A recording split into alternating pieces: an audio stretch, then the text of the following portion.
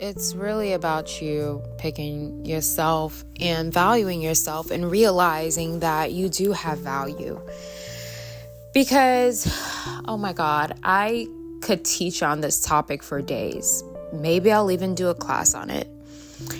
When it comes to knowing your worth, knowing your value, and adding tax, it's a very serious subject. And I'm going to try to not get emotional while talking about this. But and again, this adds on to how I live my life and how it's very different from how most human beings live their life. You could be a particular type of person at a certain caliber, and other human beings are always going to try to chip away at that. I don't know what it is about people, but they are constantly trying to find error, fault, insecurity, shortcomings in other people. That's why in order for you to maintain self-confidence and in order for you to maintain self-value, you're gonna have to not keep people around you majority of the time, because it's human nature to try and come and chip at you at some way.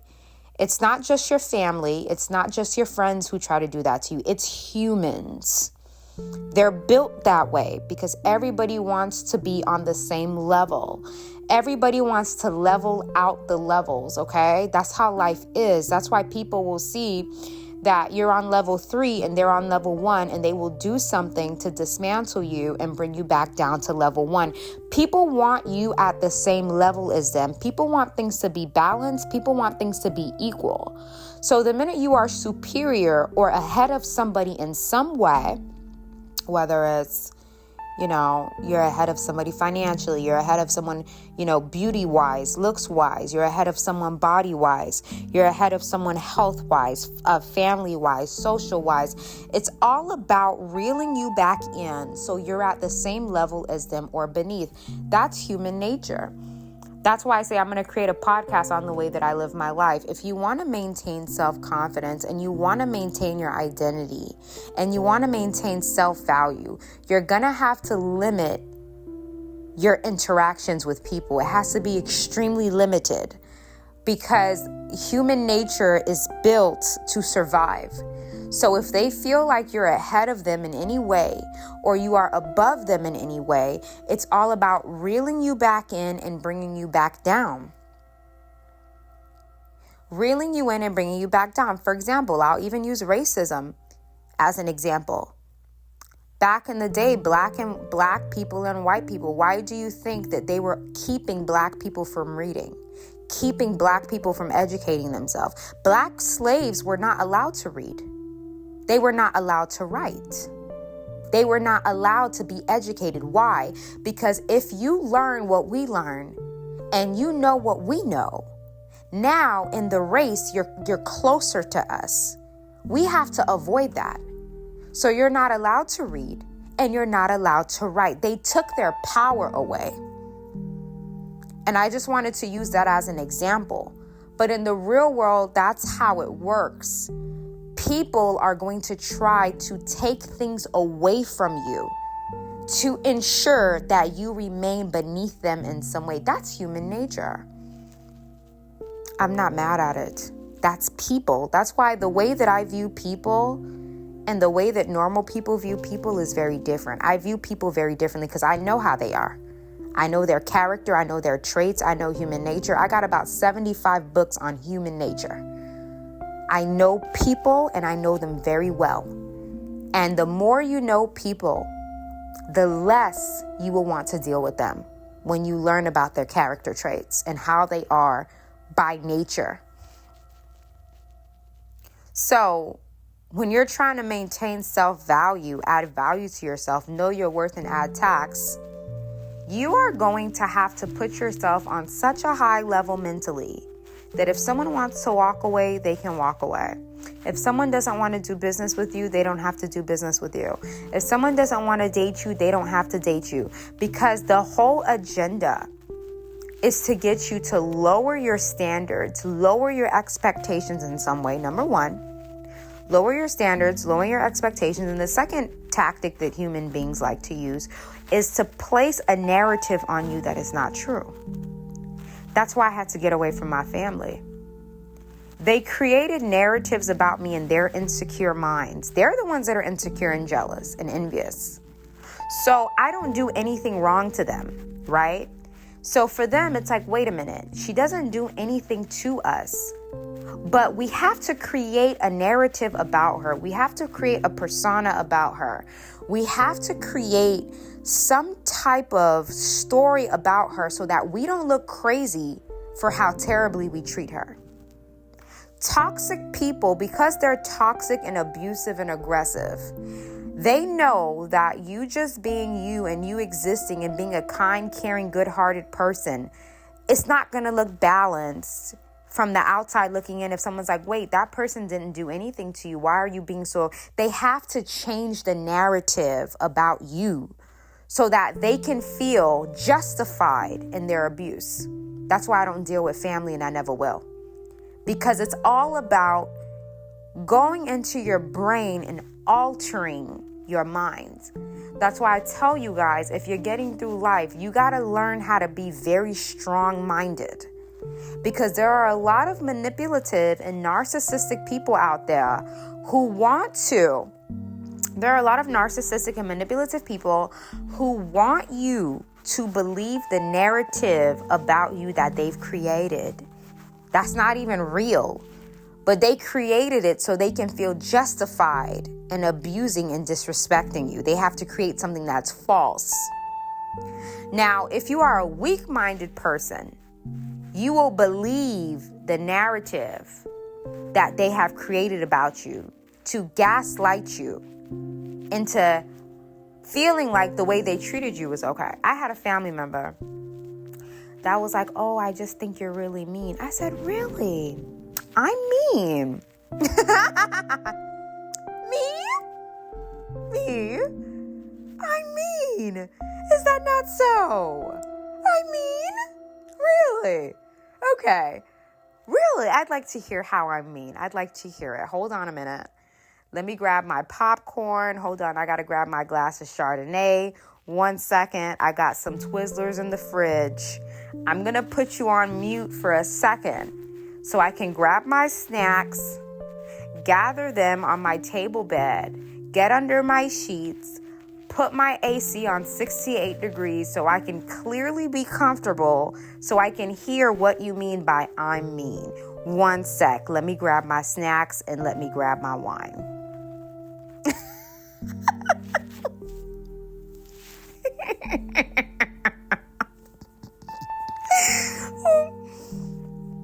Okay, so you said I'm mean. I'm ready, honey. Go ahead. Let's get started. Let's hear it. My boundaries are what you consider mean.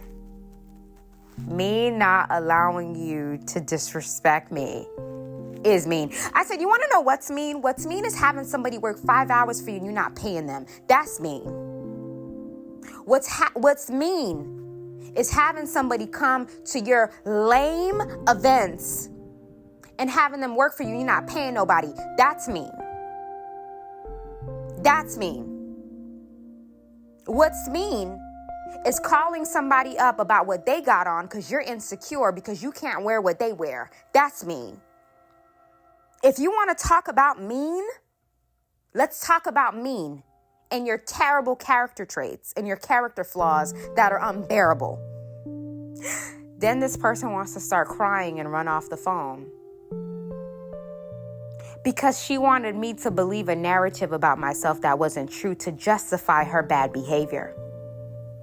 They're not going to say, I call you all these names and I'm mean and nasty to you because I'm really jealous and envious of you. I wish I was you. I wish I looked like you. I wish I had what you had. I wish I could talk like you, walk like you, breathe like you. I wish I was living in your body. They're not going to say that. They're going to create things that are not real and hope that you believe it to justify their disgusting behavior towards you.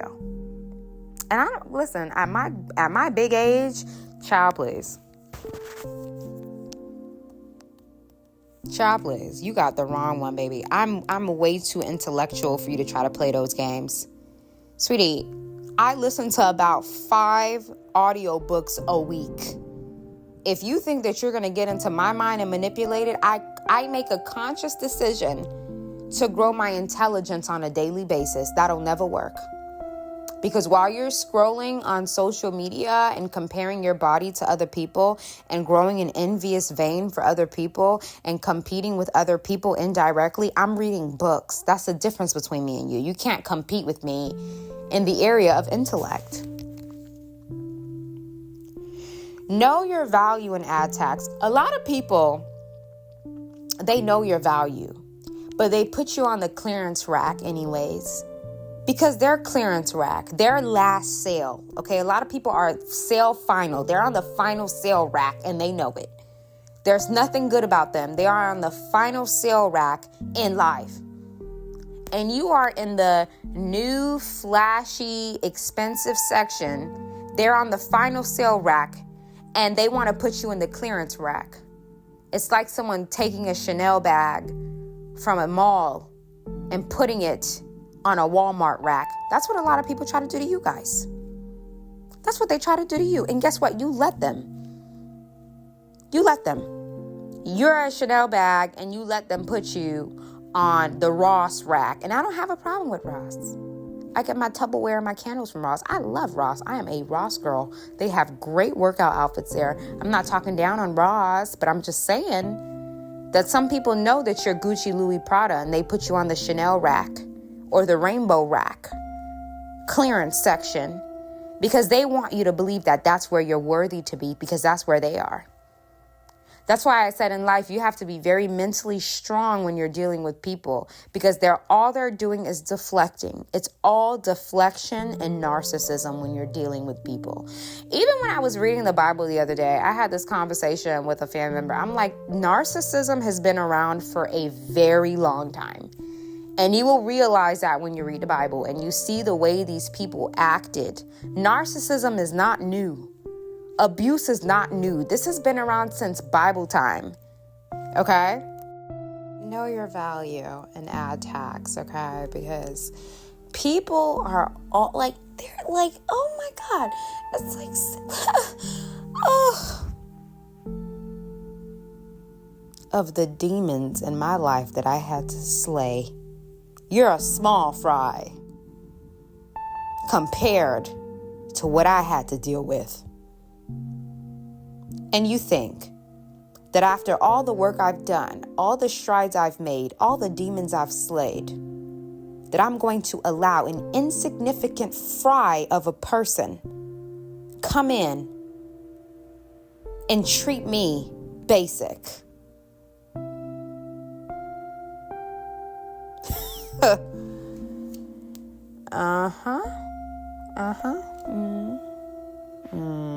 That's what they do. That's all that they do. That's the thing. They gotta rely on that though. They gotta rely on you being insecure, uneducated.